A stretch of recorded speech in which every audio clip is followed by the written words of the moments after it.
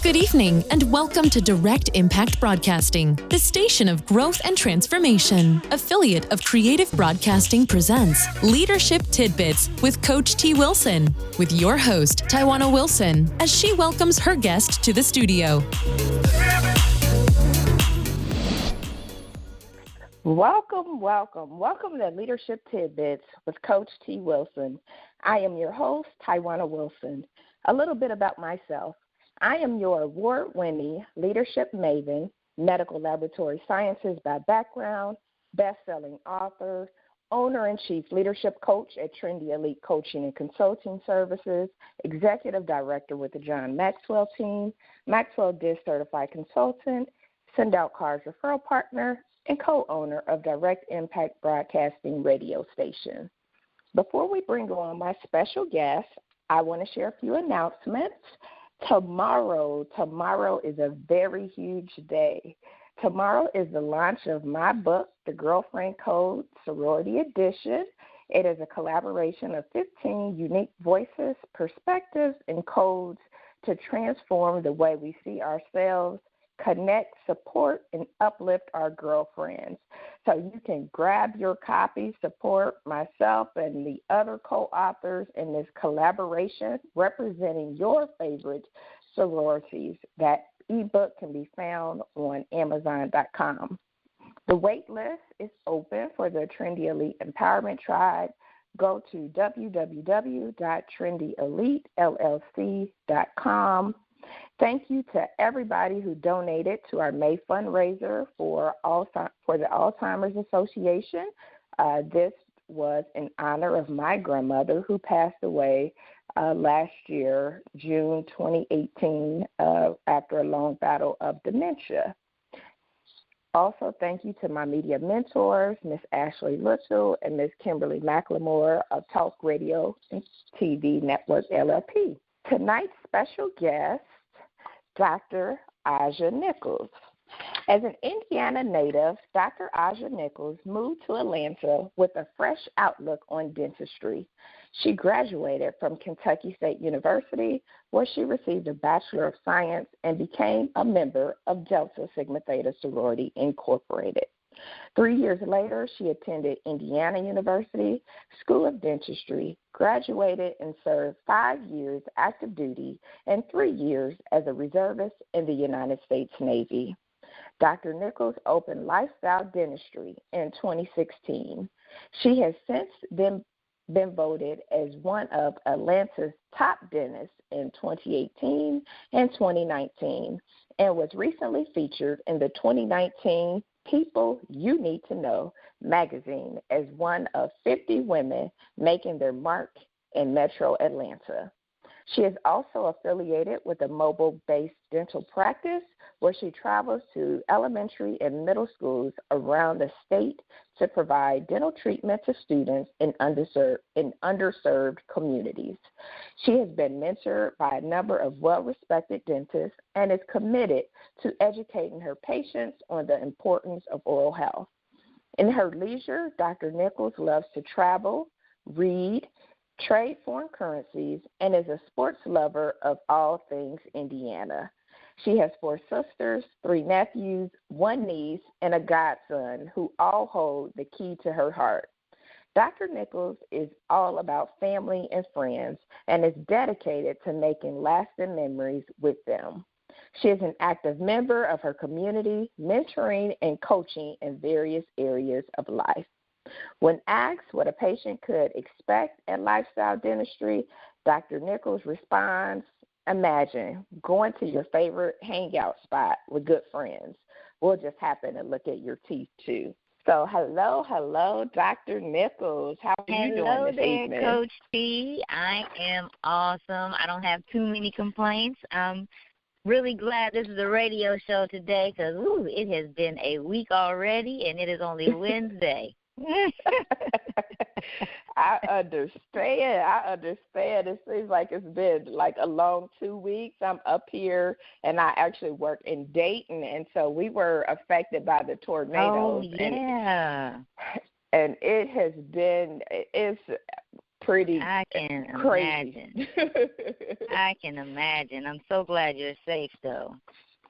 Thank you so much. So I am so excited to have you on the call tonight. I'm ready to hear all good things dentistry and everything that you're doing. So let's jump right in. All right. So please tell the listeners about your leadership journey and how did you get to where you are today, owning your own dental practice, doing big things in the Atlanta metro area. So, after college, honestly, I was just tired of school. I had no idea what I really wanted to do, right? I got a decent job and literally, hung out and partied, right? And eventually, really, I woke up okay, so I really need to do something, with my life. And so that's when I started to look into dentistry and medical school. And I had a sister who was in medical school, and it seemed like every other day she was calling home upset about school. And I was like, okay, I really don't want to go to medical school, so let me look into dentistry. And so nobody told me the first 2 years of dental school and medical school are almost identical. So, I say she called home crying. I was the one crying, 2 years after she was in school already. So, honestly, what led me to this, I got accepted to dental school. And after being accepted, I really was thinking this is great, and how am I going to pay for this? I didn't want to take out more student loans, and that's exactly why I started looking into military options. And the Navy presented the opportunity for them to pay for schooling and for me to serve them after I got out of school. And so, that didn't seem like a bad deal to me. And so I did that. Served 5 years active duty. I had always envisioned, since becoming a dentist, owning my own practice. So I kind of had a plan, ahead of me. And so once I got out of the military, I knew I wanted to work for someone for a couple of years, and then break off to owning my own. And literally like clockwork, I was thinking about it as I was, working for someone else. And honest to goodness, I remember waking up and I was just working hard, and I remember looking in the mirror that morning and saying, I'm kind of tired of making everyone else rich. Let me get my things together, see what I have to do to own my own. And really that just sparked a journey and, launched me into looking for spaces and being, committed and dedicated to that decision because I never ever thought that it would be easy, and I just didn't know how hard it would be. And so I just made sure that I was committed to my word that I had given myself, that I wanted to go ahead and start my own. And here we are. August will be 3 years since I've owned my own practice. Wow, that's awesome. That's amazing, because sometimes it's hard to transition from, that corporate mindset or working for somebody else to doing your own thing. Being in the entrepreneur space is something else. It's not for the weary. It really isn't. And I think you put it nicely, because you said it's like, changing the mindset of working for someone else and working for yourself. I'm going to tell you the real deal. It's a challenge getting paid every 2 weeks to go from not knowing when you're going to get paid. So that's a huge, thing to wrap your mind around. And is it uncomfortable? It is. And I honestly just put it this way, I planned as best as I could. Still some surprises and, all that good stuff. But it's a very challenging leap when you go from, people say all the time, I don't want a 9 to 5. I'm tired of working for somebody else, and they forget that there's a steady paycheck there. And so a lot of times when you make that leap and when people aren't ready for that, not only does it deter them from their dreams because they think they can't do it, they just didn't prepare enough to do it. And that's all. Yeah, absolutely. It can definitely be scary and fearful, and you have staff. So I know that's even more of an undertaking of pressure that you have on your shoulders. It really is. And, just to, say more about that, when I really tried different things differently than what I've been around when I worked for someone else. And so, but it's a different ball game managing people. We have it down packed to manage what we do, how we would do things, and how hard we work. It's a total different ball game to when you hire someone and and work with someone who doesn't have the same mentality as you, who can't manage themselves and don't work as hard as you would have worked. And it's a nice little dance that you have to learn how to do. Because you still, have to, get along with people and create an environment that, is, for everyone. But it's a nice little dance that you have to learn how to do. Absolutely, absolutely. My husband is a small business owner, and he's like, wow, I moved from, worried about me to now I got HR, now I got the staff. Now I got, exactly. regulations. It's like yes, exactly.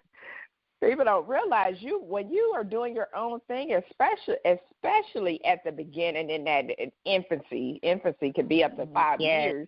You work harder. Like it really. I mean, there have been times that I thought to myself, like, good Lord, it was so much easier going in, clocking in and clocking out and leaving my day behind me. There are long days at the office sometimes. I'm the first one to get there and the last one to leave. And so, what I do keep in the forefront of everything is that it will all be worth it. I'll turn around one day and really, it'd be like God restoring the years. It won't feel like it's been a grind. I'll just wake up and it will be all worth it. Absolutely. I mean, that's a huge leadership role, and it's not for the faint at heart. So I definitely commend you for all that you're doing. I mean, because it's very important. So thank you for not giving up on your dreams. Absolutely, and thank you for literally always encouraging me. So,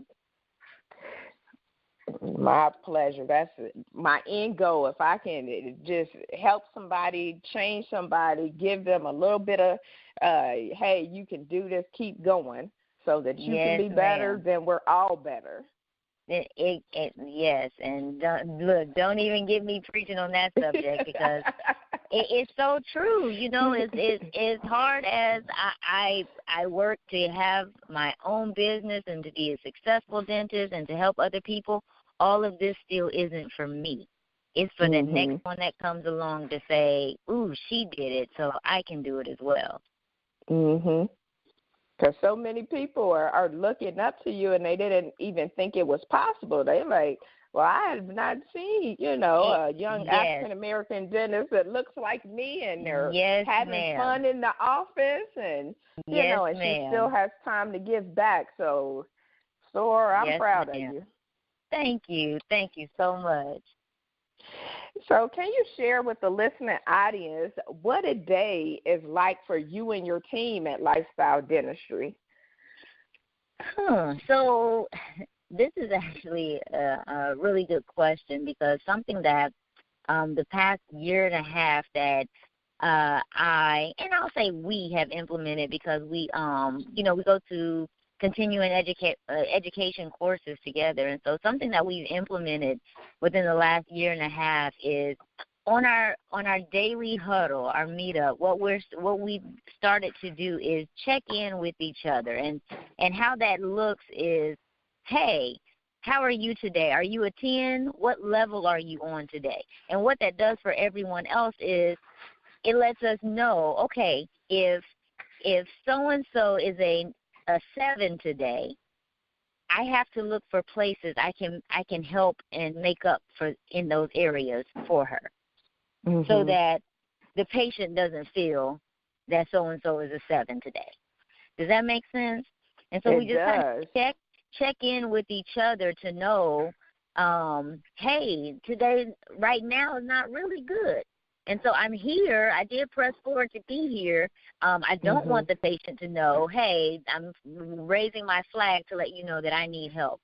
And if there's a couple people who are just not 10s, and, you know, we all know, okay, today I have to step up, I have to step in so that other coworkers or other team members and the patient doesn't feel that you're not a 10 or I'm not a 10. And so that's exactly how we start the day. We go over who's coming in and how we could be of service to them. We know, like, okay, so-and-so is getting a crown today.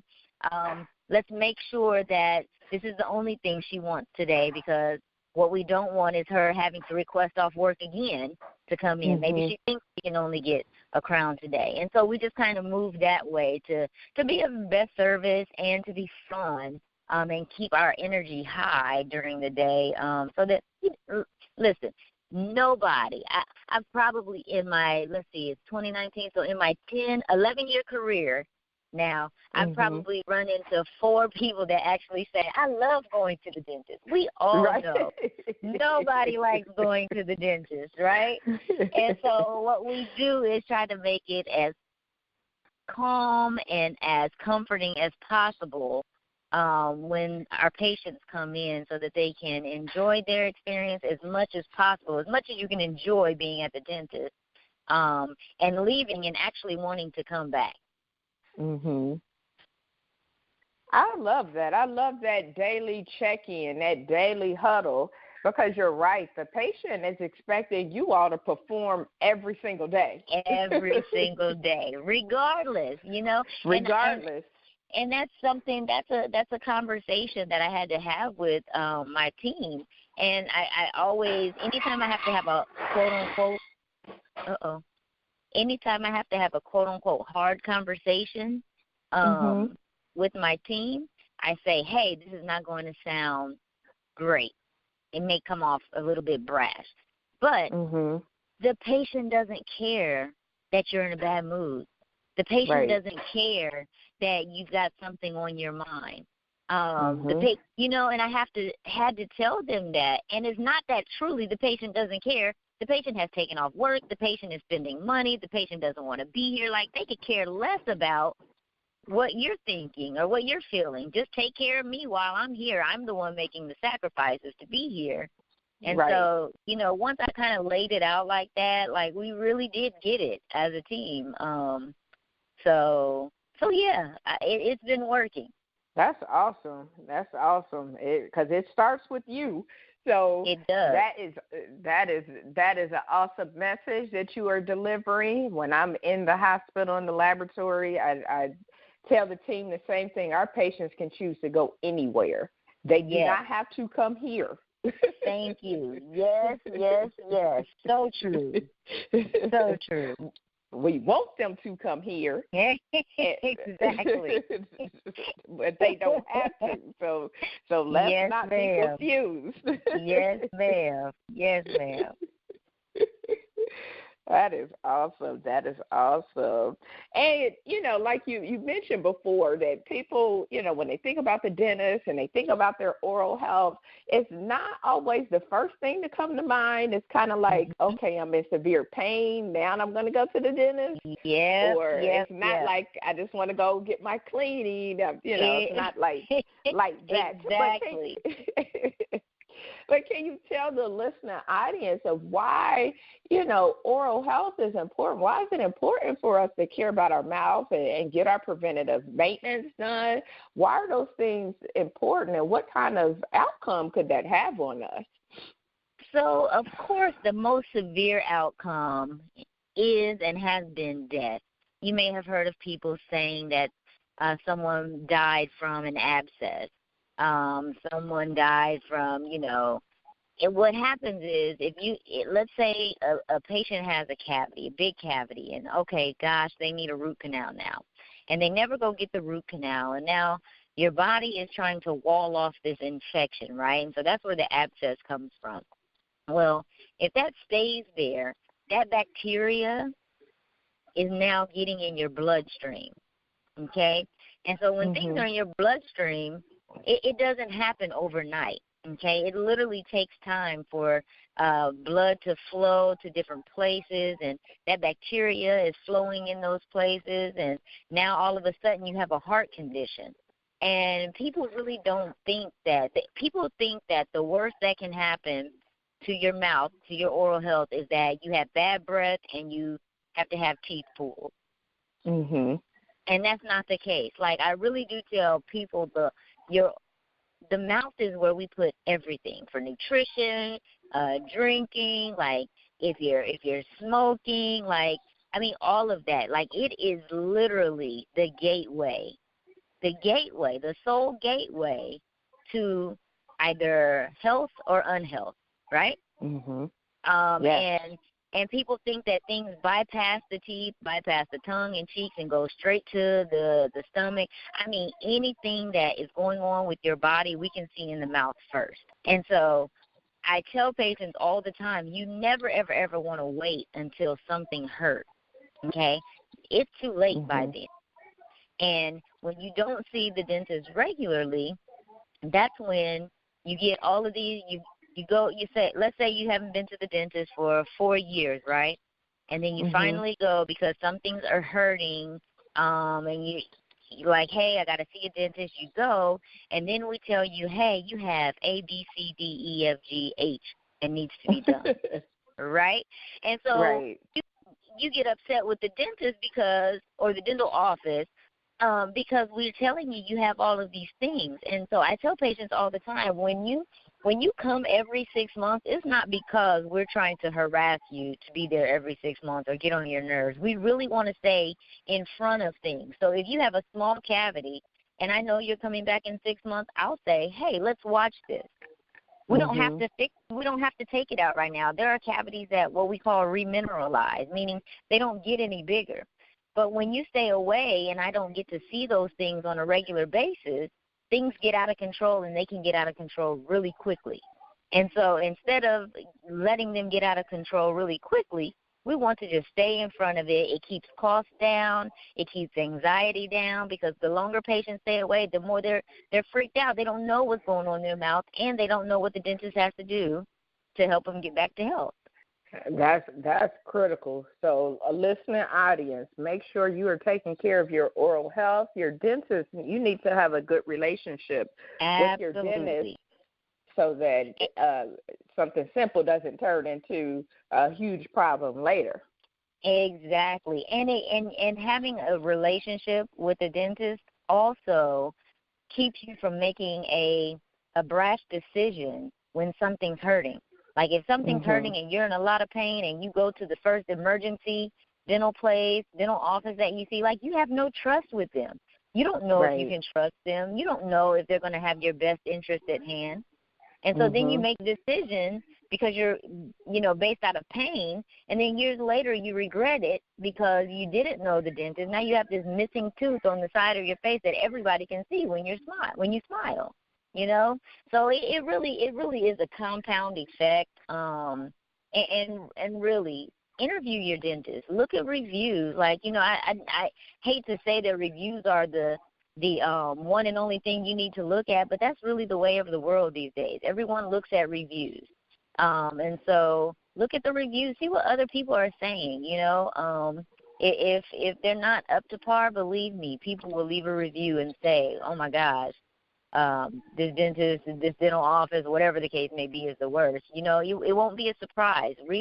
Don't just read the first 3 bad reviews. Read them all to make sure that there's some good, within them as well. So that's it. Yeah, that's great advice. Do your homework, people. Know Absolutely. who you're going to see. And don't make Absolutely. those decisions when you're in pain, because you're right. The first thing people say is pull it. Just pull it out. Exactly.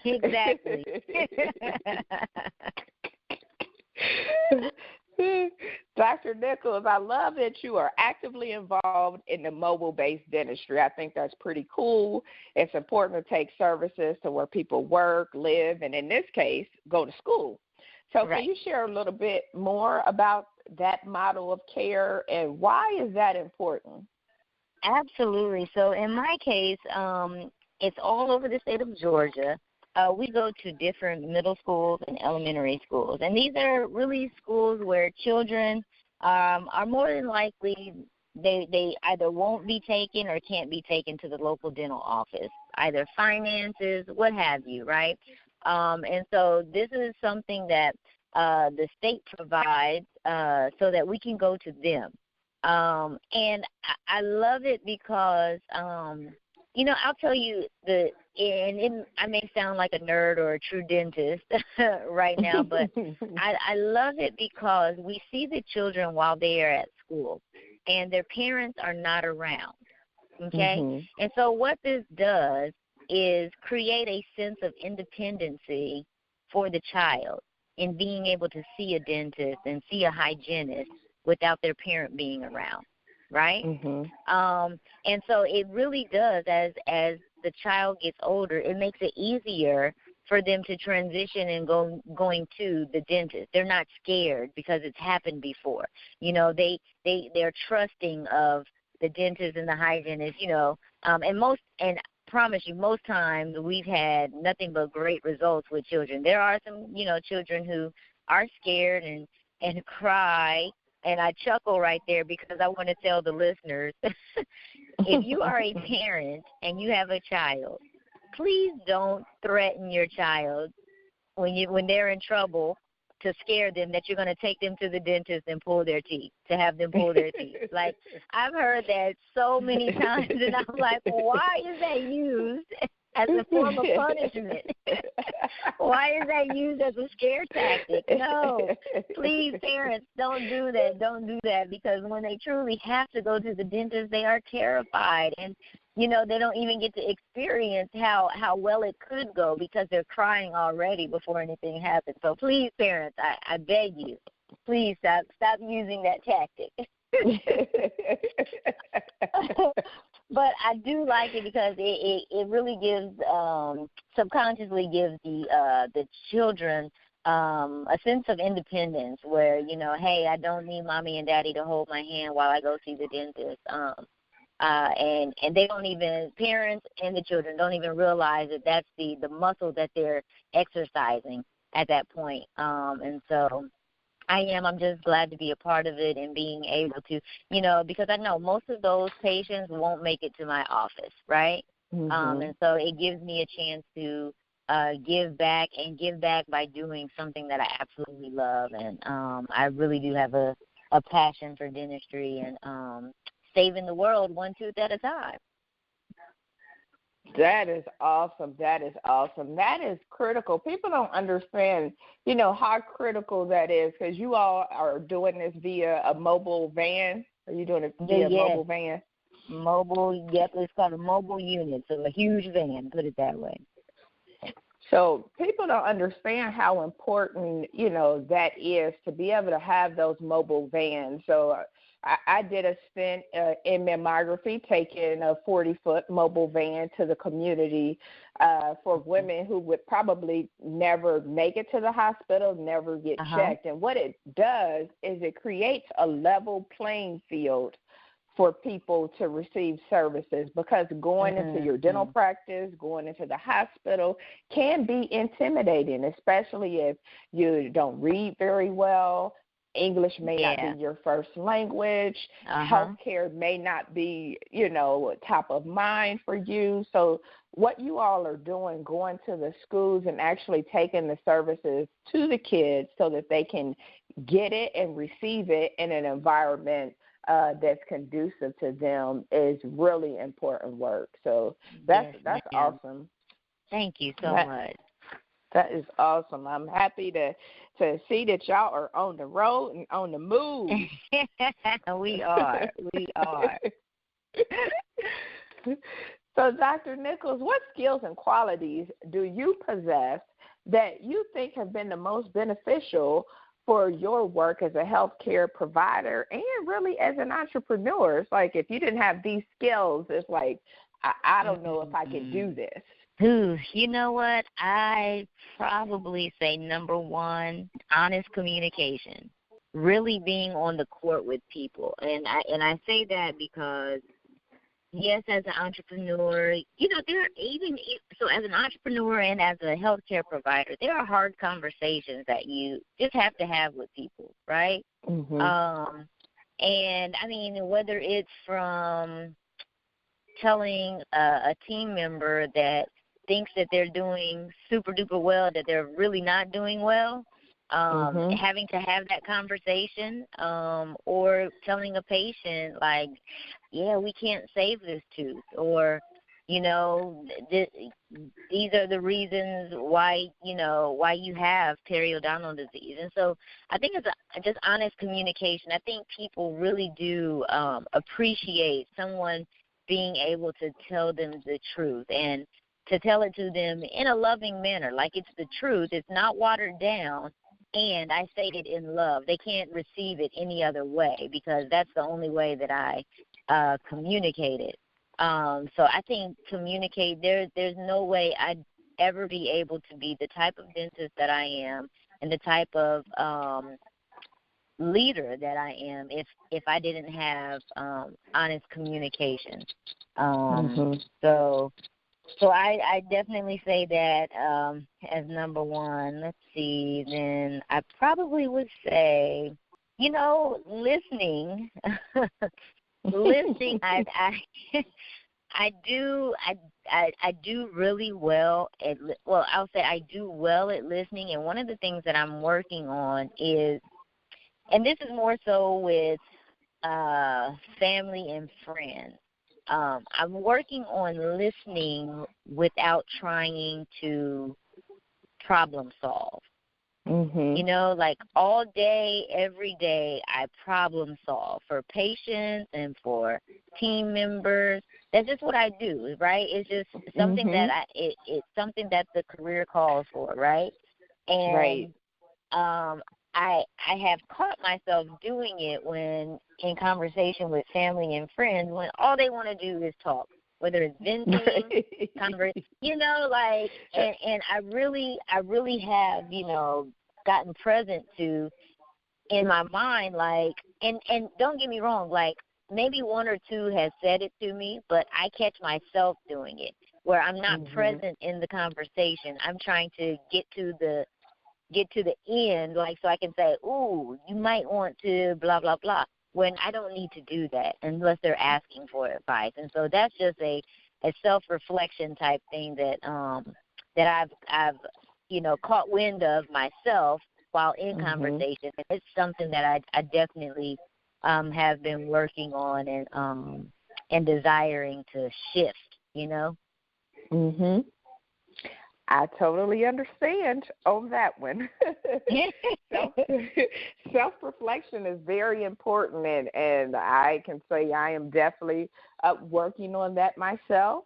I think that's just, how some people, especially if you've been in a technical role, i.e. a science, a STEM, you are listening to solve. And so, I've learned that with my husband. We will talk, and he's like, as soon as he's talking about different stuff at work or just, different issues, and I'm automatically ready to solve. He ain't asked me to solve nothing. Nothing. Exactly. Ain't asked me to solve a thing. And so now, like, I didn't ask you to do that. So now I just listen. I was like, this just listening stuff is not too bad. I can do this. It really isn't. It really isn't bad at all. It's actually, like I said, it's good. It gets you present to the moment, like, like, and just being with whomever you're with. Yeah, so that is key. That is a great takeaway. And a lot of times now, and he'll tell me, because before he was like, okay, nobody asked you that. Now he'll say, I'm just asking you to listen. I'm not asking you to listen to solve anything. Yes. I'm like, all right, cool. No problem. Right. All right. And see, and that goes back to communication, honest communication. Like, hey, okay, I'm not taking that personal at all. You're absolutely right. Let's go. Let's talk. Right. I sit here all day. That's all you want me to do? Cool. Yep.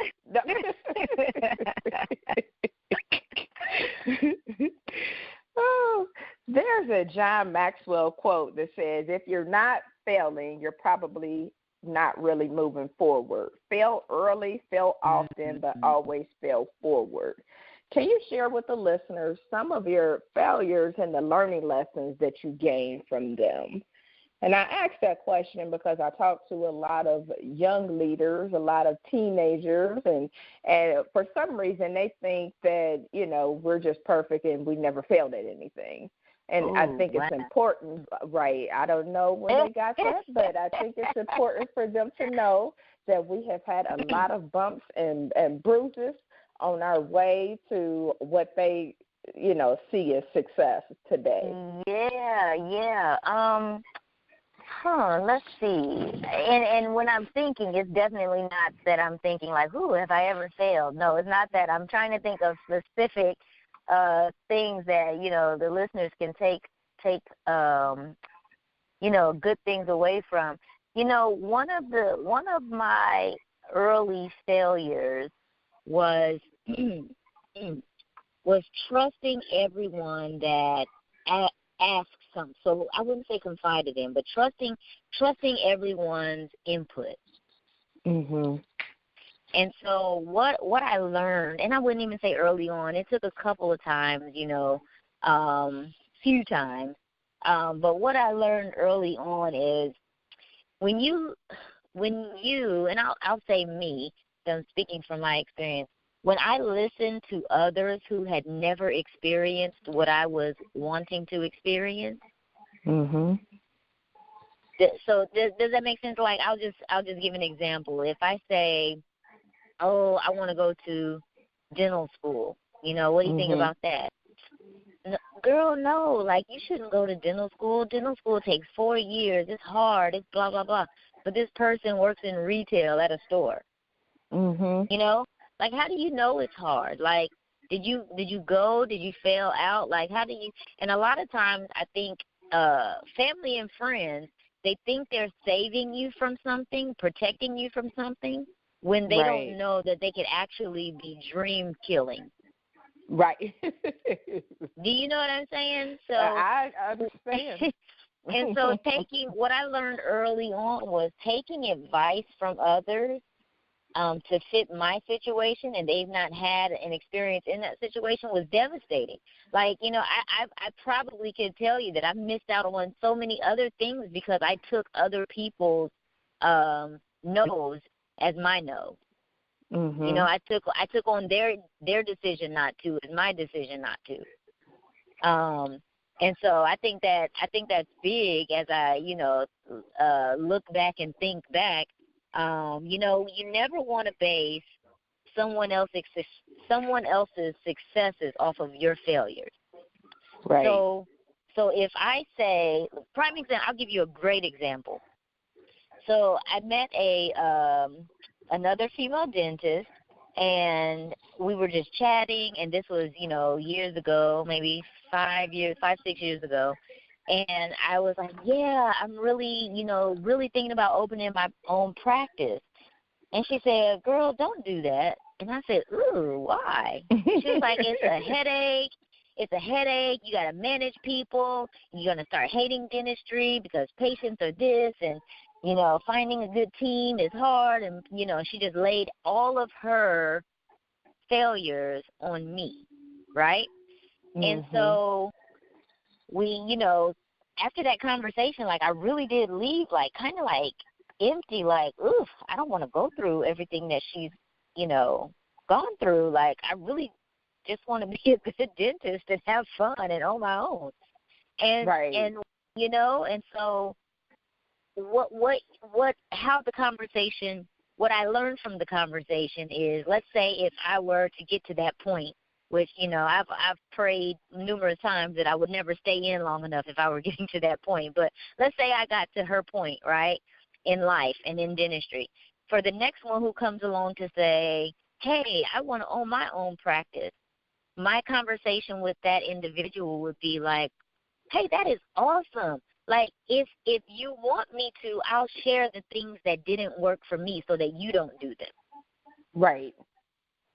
I'll share the things that worked for me so that maybe they can work for you as well. I won't base what I've done and what didn't work on me and project it on to that young person's dreams, because they may not experience it any way that I experienced it. Right. That's true. So I think that's the big take home is what I learned, what my failures was, taking someone else's experience as my own and trying to say, oh, yeah, that probably isn't a good idea because they said it's not a good idea. That's good. That's good. I mean, because what fits for one person may not fit for the next person. Exactly.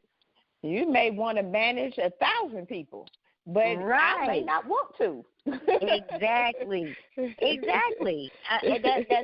so true. It's so true. And so, I mean, yeah, for any listeners, who are paying attention to this part of the conversation, like, I would just challenge you to, when somebody has something that they want to do and they're asking your opinion of it, like, have open conversation, like, ooh, I've never done that, and this is probably why. And then you can tell them what you think about it and why you think that. But, like, leave that open space for them to feel empowered to try whatever they want to try or do. Right. Because everything is not for everybody. So, exactly. You're right. You're absolutely right. You definitely have to be careful of who you take advice from, because sometimes people are not able to see your dream or your vision, and so it's easy to tear it down. It is. It is very, very easy. Dr. Nichols, as you look over your life and over your journey, and in hindsight, we look back like, man, I wish I'd have knew this, or wish I would have did that. Hindsight is always 20/20, ain't it? Right. See, you can see everything clearly in hindsight. Right. So what advice would you give your 20-year-old self who was matriculating through college and trying to figure it out? Ooh, I know. Honestly, I would probably say, not even probably, I know, I would tell my 20-year-old self, girl, when you get out of school and you decide to get a job, live on way less than what you make. All of these frivolous things that we can purchase and buy and look good in and drive, it just doesn't hold any value in the future. And so I really would, and in hopes that my 20-year-old self would listen to me, but I would really say, master living on less than what you make. Like, that's literally the only way we're able to build wealth. I'm fortunate enough to be in a career that allowed me to play catch up. But there's a lot of us who playing catch up is almost impossible. There's a huge wealth gap that's happening and has been happening, and the gap is getting bigger and bigger. Like, I just, not just read an article, but in 2017, Guardian released an article saying that by 2053, which, still okay, is, 30 years out, but by 2015, the median wealth of Black Americans is projected to fall to 0. Oh, my goodness. You know, and the article went on to say that although blacks are making middle class income money, they have and I say we have the wealth of a Caucasian high school dropout. Mm. And you know that bothers me. You know, like I said, yes, you know, I'm one of, you know, a few people who has a career that will, you know, catapult me into being able to play catch up and save money and put money aside. But to someone making, you know, an average income, and it's hard. It really is hard, you know.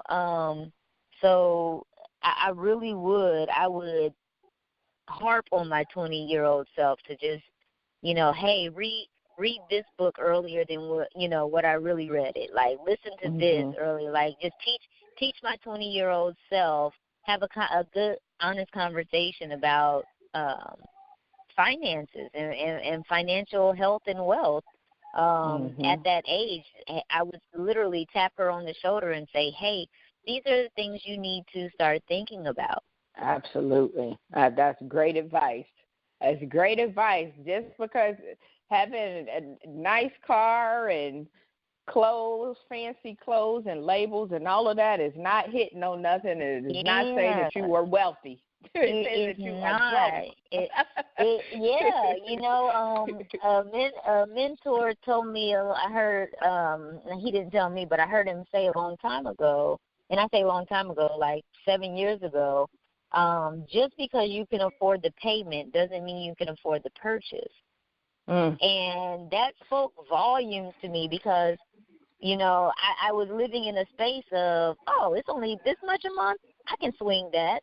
And you can swing it, and if you had to purchase it all at once, like, you can't swing it. Like, you can't afford it.